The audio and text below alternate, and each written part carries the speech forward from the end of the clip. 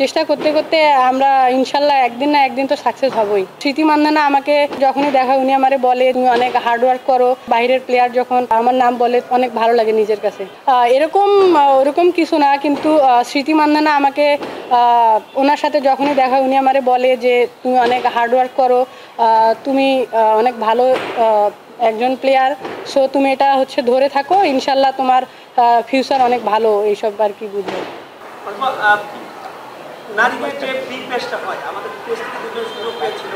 এর আগেও যখন আমাদের অস্ট্রেলিয়ার সঙ্গে কথা খেলা হয়েছিল, তখন তাদের একজন প্লেয়ার বলেছিল যে আপনাকে অস্ট্রেলিয়ার কন্ডিশনে কিংবা ইংল্যান্ডের কন্ডিশনে তারা দেখতে মুখিয়ে আছে, মানে সুযোগটা আসছে না কেন, আপনার কি বলবেন? ভাইয়া এটা আমি মনে করেন এগুলো তো সবারই স্বপ্ন থাকে, তো আমারও স্বপ্ন আছে।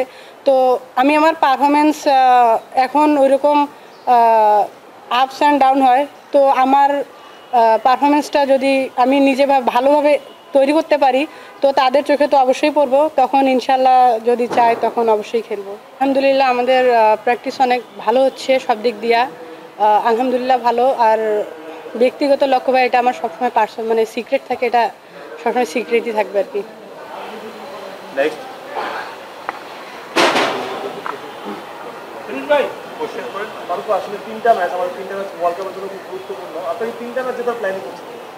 জি অবশ্যই, আমরা চেষ্টা করতেছি আমরা যেন 3টা ম্যাচই জিততে পারি, যেহেতু আমাদের সামনে বিশ্বকাপ, সো আমাদের লক্ষ্য এখন 3টা ম্যাচই জেতার। ওয়ার্ল্ড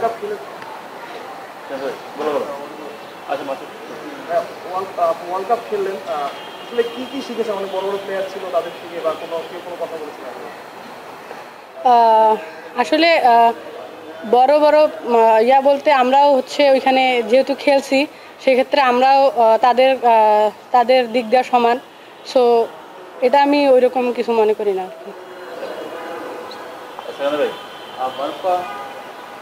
আপনারা তো অস্ট্রেলিয়ার মতো দলের সঙ্গে খেলেছেন,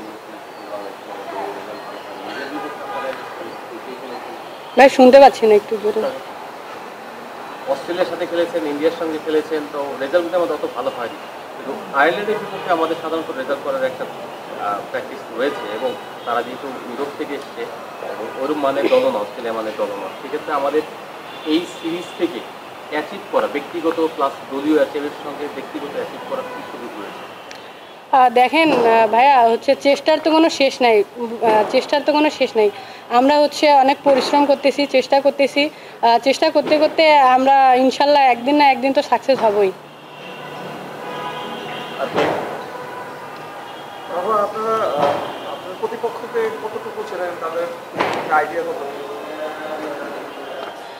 আমি মনে করি এখন যত দিন যাচ্ছে তত সবাই ডে বাই ডে অনেক ভালো ইমপ্রুভ করতেছে, তো ওরাও ভালো টিম, সো আমরা ওইভাবেই প্রিপারেশন নিচ্ছি যাতে আমরা 3টা ম্যাচে তা ভালোভাবেই হোক, কারণ ওরা তো এখানে এমনি আসে না, একটা ভালো মানে খেলবে, তো আমরাও চেষ্টা করতেছি ভালোভাবে যেন আমরা ম্যাচগুলো জিততে পারি। আমাদের জন্য দোয়া রাখবেন।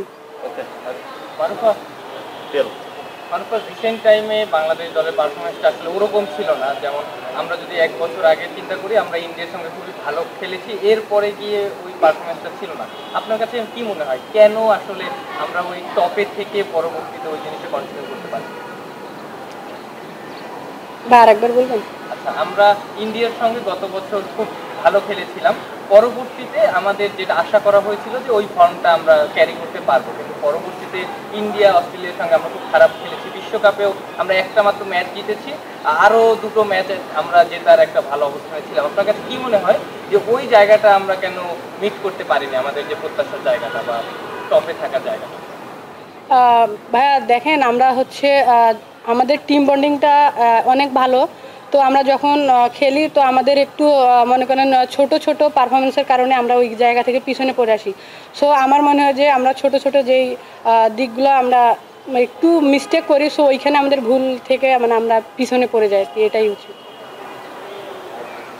ওয়ার্ল্ড কাপের আগে একজন বাংলাদেশের ক্রিকেটার দল নিতে বলে আপনার নাম বলেছিল, ওটা শুনেছিলেন কিনা, আর আপনার কেমন লাগে? হ্যাঁ, এগুলা শুনলে অনেক ভালো লাগে, বাইরের প্লেয়ার যখন আমার নাম বলে তো অনেক ভালো লাগে নিজের কাছে।